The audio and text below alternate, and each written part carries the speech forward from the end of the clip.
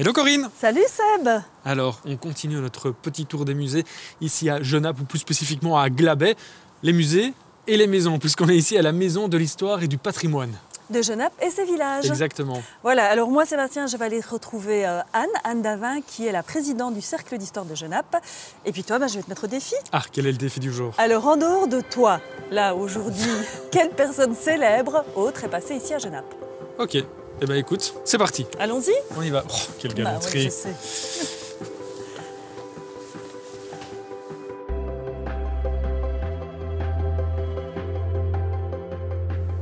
Bonjour Anne. Bonjour Corinne.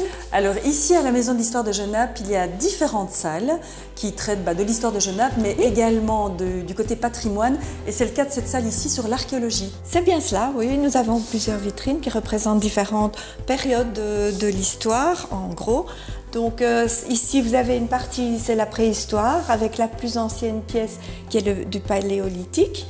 Ensuite, nous avons des pièces du mésolithique et du néolithique, avec à ce moment-là les âges polis. Et puis nous avons aussi l'âge du bronze, du fer, la période gallo-romaine, une période mérovingienne, et puis le haut Moyen-Âge avec des morceaux, des extraits de fouilles du château de Genappe. Alors d'où vous viennent ces objets qui sont exposés? Alors ces objets proviennent de collections que nous avons reçues, et il y a une collection que nous avions achetée, c'était la collection de Paul Yernaud, qui était instituteur à l'école de Bézitis. Et si on ne la rachetait pas, elle aurait été éparpillée ailleurs. Et puis il y a également des objets qui proviennent de fouilles. Bien sûr, nous avons effectué des fouilles sur le site du cimetière mérovingien, donc à Bézitis. Et là, nous avons trouvé une très belle fibule en or et grenat. C'est quoi une fibule? Alors une fibule, c'est une broche qui tient le manteau. Donc voilà, c'était la pièce phare de ces fouilles. Et on peut dire que c'est une pièce importante ici.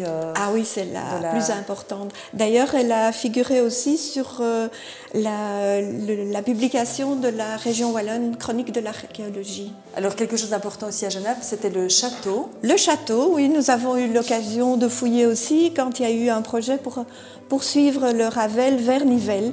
Et donc on s'est dit, comme c'était sur l'emplacement du château, on s'est dit que c'était intéressant d'aller fouiller ce site. Et donc voilà, ben là on a été un peu déçus. Pas de grosses découvertes, mais des objets, des débris du château. Alors en parlant justement de débris du château, il y a une partie importante qui se trouve en extérieur. C'était une portion de mur qui était donc au fond de la fosse de fouilles.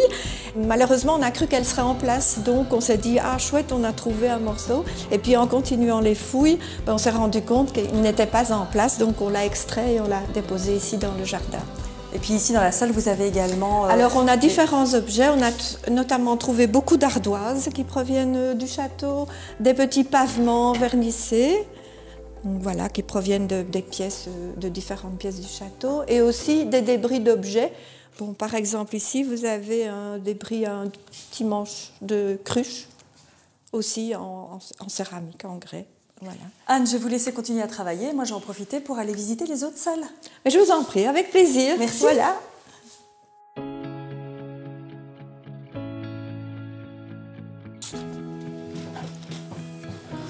Ah, Corinne m'a demandé quel était le personnage célèbre qui était passé du côté de Genappe. Alors pour ce faire, je me suis rendu dans la bibliothèque du Cercle d'Histoire. Ici, plus de 2500 ouvrages consacrés à l'histoire de Genappe et de ses environs. Alors il n'y a pas eu qu'un seul personnage qui est passé ici. Il y a eu par exemple Charles Quint, d'après cet ouvrage. Il y a eu aussi Louis XI qui serait passé dans les années 1400. Et enfin, le comte Duhem, qui est donc le commandant de la jeune garde impériale de Napoléon, qui serait décédé ici à Genappe. Bref, beaucoup de passages, et pour en savoir plus, eh bien, le Cercle d'Histoire sort un trimestriel. Il s'agit du lotier roman, sur base d'analyses et bien sûr d'ouvrages. Ils font un petit topo de ce qui s'est passé ici du côté de Genappe. Je pense que je vais en ramener un exemplaire à Corinne.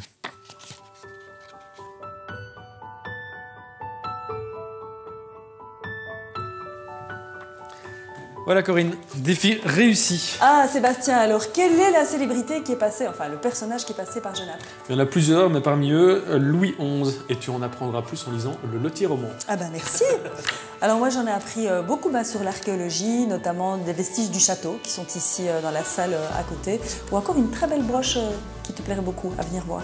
Ouais, voilà, encore un musée intéressant à venir voir. Sortez de chez vous en sachant que ce musée, il est ouvert tous les mardis de 10h30 à midi et éventuellement à un autre moment, ce rendez-vous. Exactement. À bientôt. Ciao. Ciao.